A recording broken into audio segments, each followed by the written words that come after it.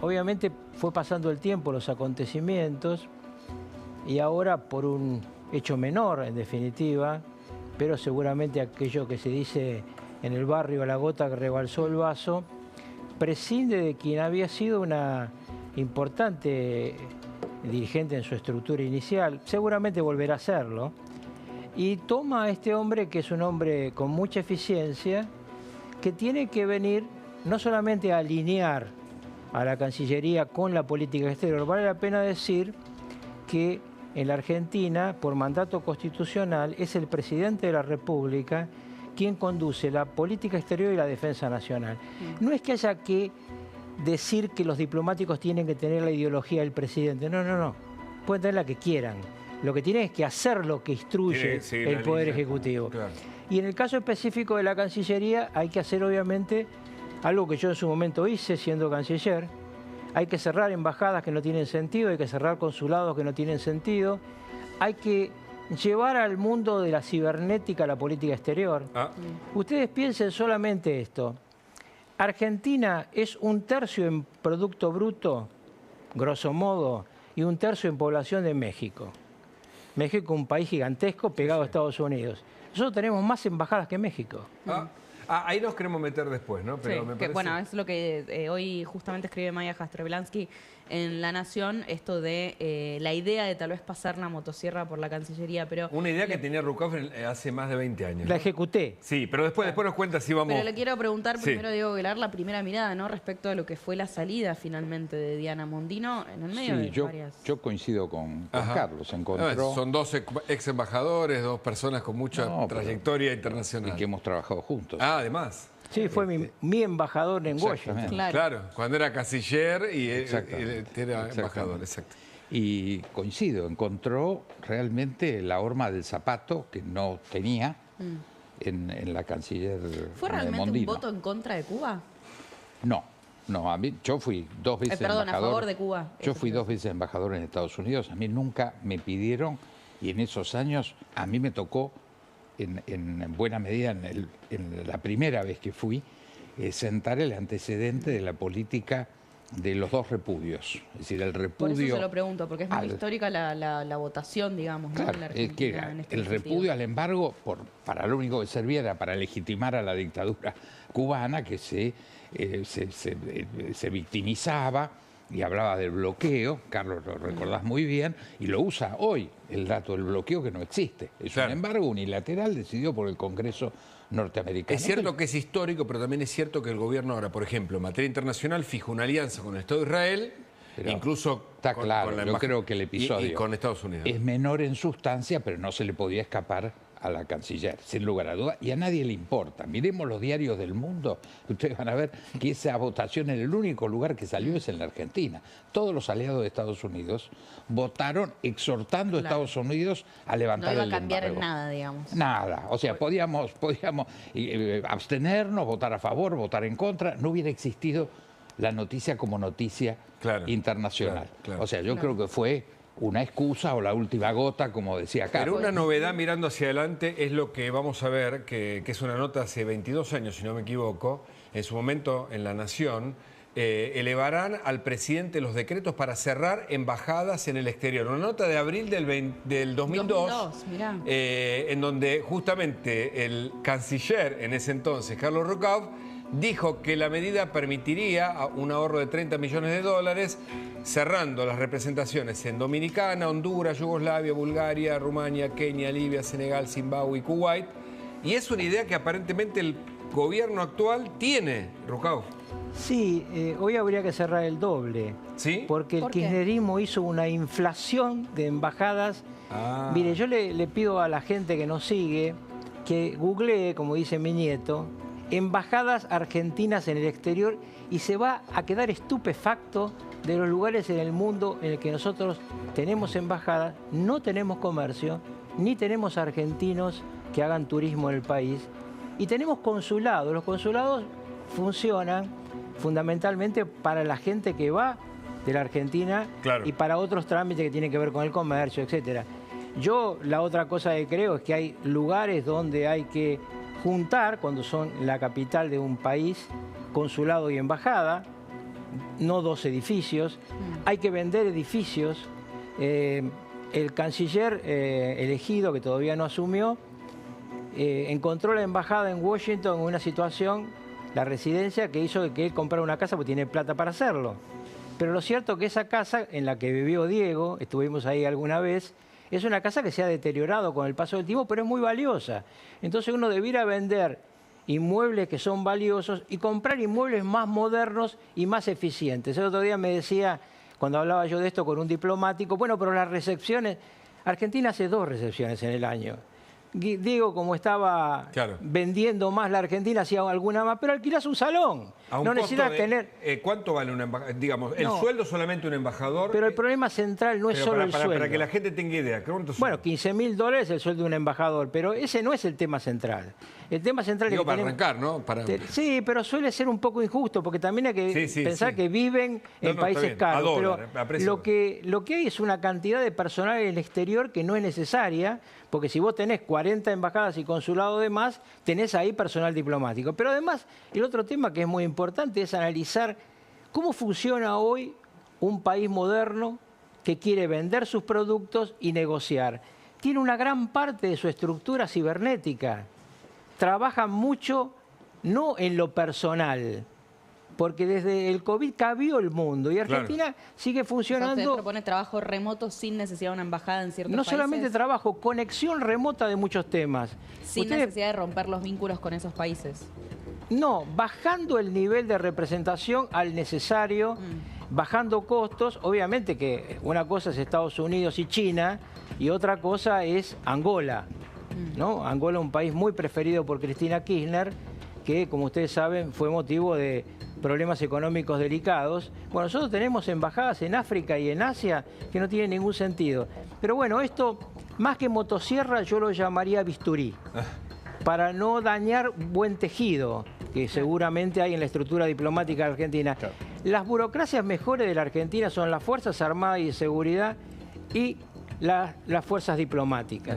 Lo que necesitan es conducción y dirección. Correcto. Pero no se debe confundir la política exterior que tienen que acatar con el pensamiento individual.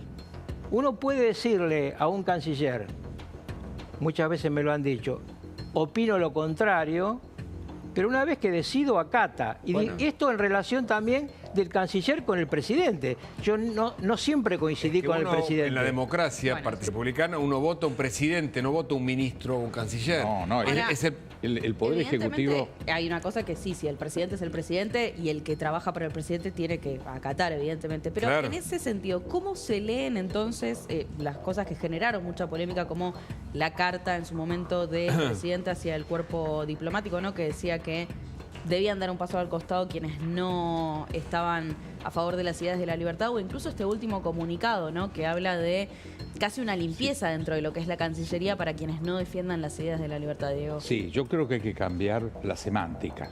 Yo creo que la idea o la lectura en mucha gente fue una purga. Yo creo que eso es lo que nos sirve y creo que coincido con Carlos. Lo que hay que hacer es meter bisturí, porque efectivamente si hay alguien que hizo ideologización, fueron los 16 años del kirchnerismo. Claro, como cajas, ¿no? No, pero además en la Cancillería, más que cajas, hubo un dato de intervención ideológica, de meter miedo a los funcionarios. Eso hay que levantarlo, porque una buena Cancillería sintetiza las dos corrientes. Por un lado, la necesidad de la libertad de expresión y de pensamiento, y que además en una Cancillería pasa en Itamaraty o en el Quai d'Orsay en Francia o en el Departamento de Estado de Estados Unidos. Las líneas de pensamiento del país están presentes dentro de una Cancillería. Ahora, una cosa es, y lo decía bien Carlos, la libertad de pensamiento individual de los funcionarios, que siguen siendo además ciudadanos y pueden tener o no una adscripción partidaria o ideológica, y otra cosa es la disciplina. Es decir, cuando hay una instrucción, se cumple. Y eso le toca desde el canciller a cualquier embajador. Un paso al costado por no, yo creo que eso es un concepto que dio lugar a confusión que espero que no se practique como purga. Que en el fondo el gobierno no piensa eso y fue una... No, yo no lo sé, yo no interpreto. Yo creo que la redacción es pésima, porque permite que uno piense en el concepto de purga donde uno lo lee. Esa cosa de estar explicando al otro. Es mejor cambiar la redacción. Supongo que el nuevo canciller va a tener la oportunidad de explicarlo y de decir, lo que voy a hacer es la racionalización del Estado, como se hace en otras dependencias del Estado. Puede hacerlo, además. Yo cuando llegué a canciller, mantuve en su puesto al embajador Listre. Y vino un salame de los que nunca falta y me dijo, Listre es radical. Y yo le contesté, Listre es eficiente. El día que no cumpla una orden, tomaré una decisión. No me importa cómo piense él ni su familia. Correcto. Exactamente. Se vienen las elecciones en Estados Unidos, cierran esta semana. Hay mucha expectativa, una paridad. Dicen que, hay una leve ventaja para Trump. Lo bueno y lo malo de que gane uno está en el u margen otro. de error de entre el 3 y el 4%, ¿no? Eso dice Yo no comparto eso. A ver, Rocao, arrancamos escuchándolo. No, yo no Ventajas y comparto, desventajas a su vez. yo no comparto con mi amiga Inés Claro. Capdevila, por el que tengo un inmenso respeto y afecto. La columna de ella, yo creo que está definida la elección gana Trump. Sí. Porque, miren, una vez más, ya lo hemos dicho muchas veces, en Estados Unidos el voto popular no es significativo porque se vota por colegio electoral. Entonces hay, en esta oportunidad, porque han ido variando, 7 swing states. Cuando uno analiza los swing states con mayor cantidad de delegados al colegio electoral, la ventaja de Trump es pequeña, pero es ventaja. ¿Y por qué eso tiene mucha importancia? Porque hay un voto oculto siempre a Trump. Siempre ha habido un voto oculto porque Trump lo votan fundamentalmente por su política económica versus la política económica de hoy, pero les molesta los modos. Ajá. No suena, ¿no?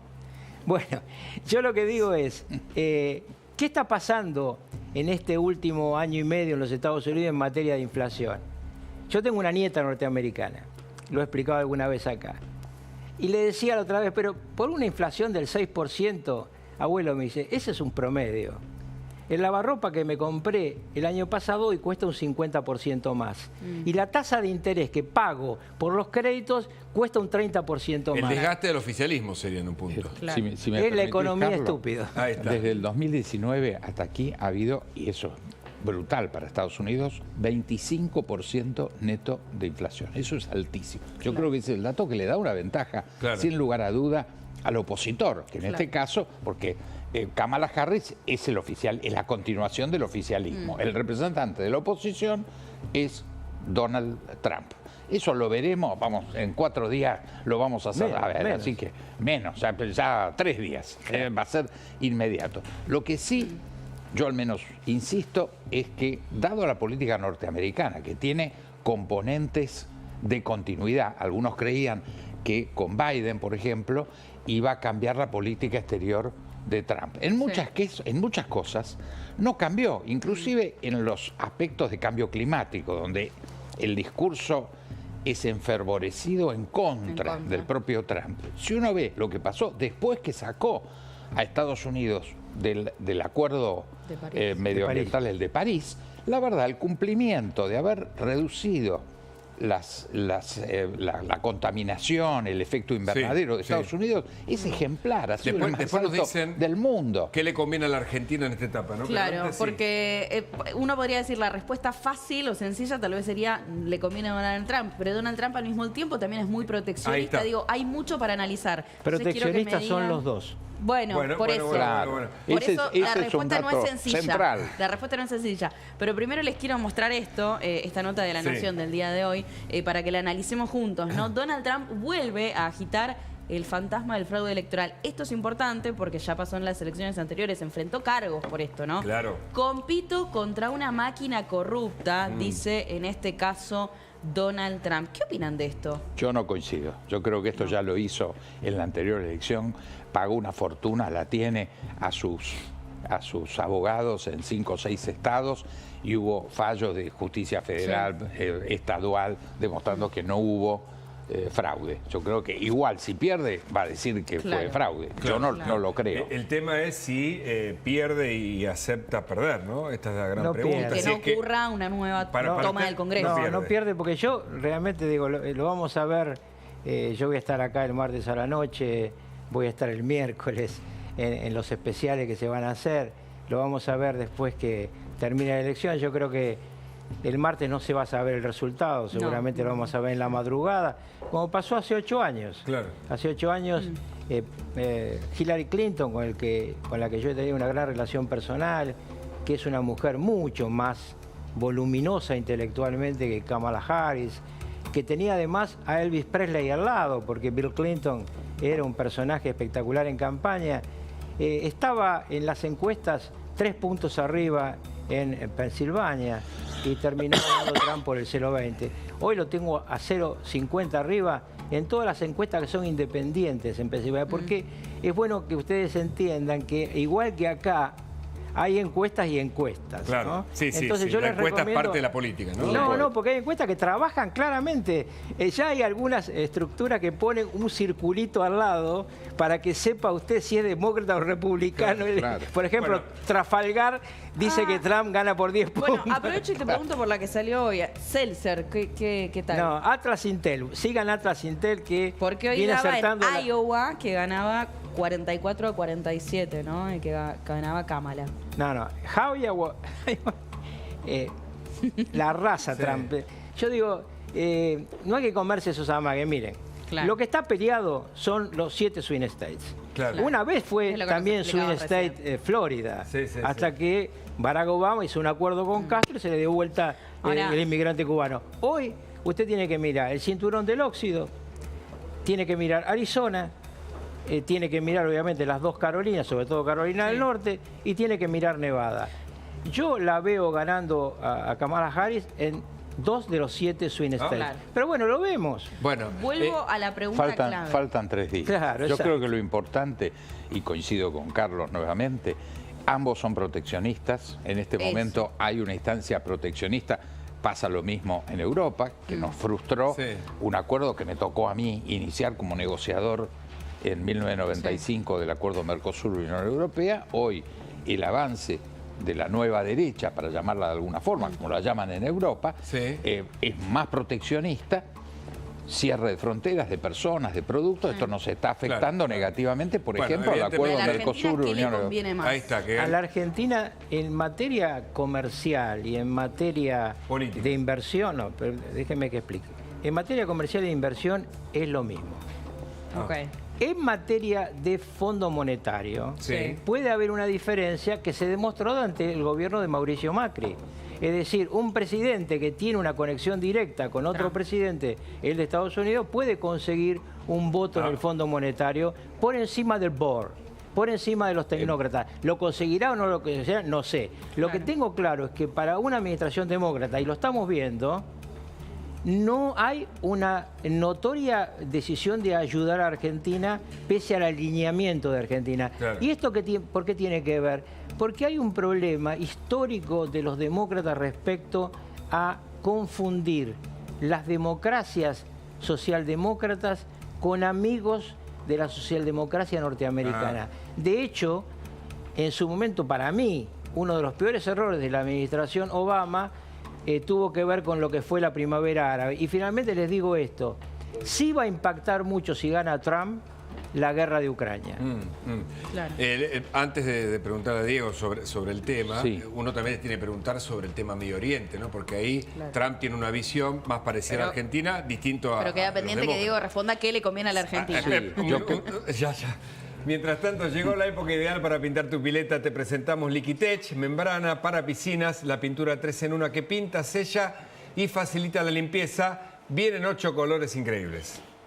Liquitech, pinta, sella y dura más. Ponele color al verano y pinta con Liquitech, la línea más completa para renovar tu piscina. Liquitech, pinta, sella y dura más. ¿Qué le conviene a la Argentina, Diego? Yo vuelvo a coincidir con Carlos en el sentido que el voto del fondo sería mucho más claro un apoyo de Donald Trump.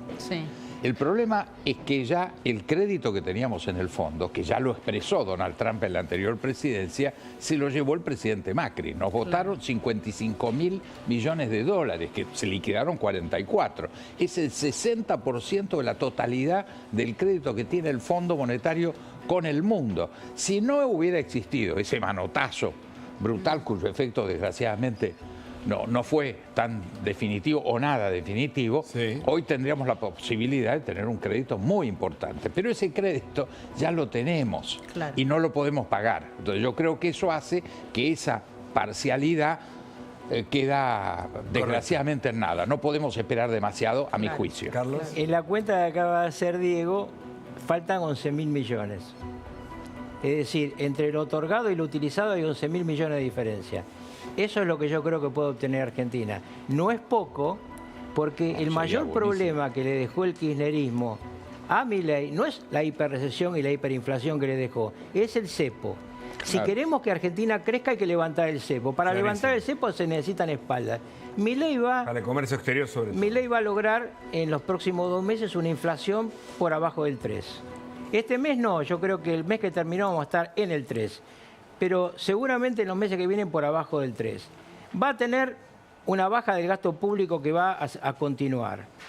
Si encuentra los fondos suficientes para bajar el riesgo país, porque permítame que explique esto un instante, ya que casi de dipache en esto. Muchos fondos de inversión interesa invertir en títulos argentinos porque así lo han recomendado varios grandes bancos. Pero cuando usted tiene un riesgo país por arriba de 900, no pueden esos fondos por mandato regulatorio invertir en bonos argentinos. Claro. Argentina va a bajar, y esto lo dicen economistas muy serios, abajo de los 900 puntos a fin de este año. En ese momento entran más fondos, baja más el riesgo país y tenemos un 2025 mucho mejor. Yo creo que tenemos que llegar a 700 para que efectivamente las empresas que quieran invertir, cuando una empresa americana o europea quiere invertir, significa que va a su banco a pedirle crédito. Claro. Ya no es que saca del bolsillo. Claro. Es decir, el crédito central va a afectar a las decisiones de inversión que hoy hay intención de hacer en la Argentina. Necesitan 700 puntos o menos. Pensemos que en la región nuestros vecinos están entre 200 y 400 puntos. Entonces, para efectivamente acceder a la inversión necesitamos que se levante el cepo y que efectivamente el riesgo país baje. Eso va a cambiar absolutamente la perspectiva inversora frente a Argentina. Y una derrota del kirchnerismo también es muy importante en 2025 para quitar el fantasma de que pueden volver. Porque eso lo dañó mucho en su momento a Macri. Y entonces Milei está mirando eso con mucho cuidado. Una alianza oficialista, no digo solamente la Libertad Avanza, una alianza oficialista por el cambio Sí. tendría que lograr juntos o separados en algunos lugares arriba del 55% de los votos el año que viene y es posible. Claro, bueno. ¿La ves posible esa alianza? Porque en la provincia parecen avanzar, pero en la ciudad de Buenos Aires parece lejos, ¿no? Es un tema que tendrán que conversar los Por eso, políticos pero en es el como final. un combo que tiene que venir junto, Nadie, ¿o no? nadie cierra en política un convenio una hora antes. Claro.